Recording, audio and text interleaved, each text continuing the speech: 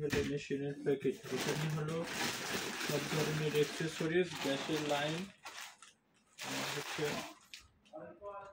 রিব্রিথিং bag, আর হচ্ছে অক্সিজেনের connector pipe. এখানে একটু দেখাও। এই হচ্ছে সোডা লাইম অ্যাবজর্বার সার্কিট। এই দুটো হলো এক্সজস্ট ভালভ, একটা হলো ইন, একটা হলো আউট। এগুলো পরে সেট করে দেখাবো। এটা হলো ভ্যাপোরাইজার, আইসোফ্লোরিন ভ্যাপোরাইজার। এটা হচ্ছে অ্যানেস্থেসিয়ার মেইন জিনিস। এইদিকে দেখো, এইটা হচ্ছে মেইন মেশিন। আর এখানে আছে অপারেশন ম্যানুয়াল, সার্ভিস ম্যানুয়াল। এই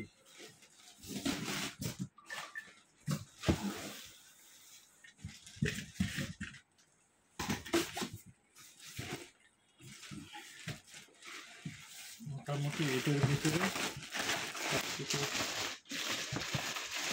কানেকশন করলে লাইন হয়ে যাবে। ঠিক আছে।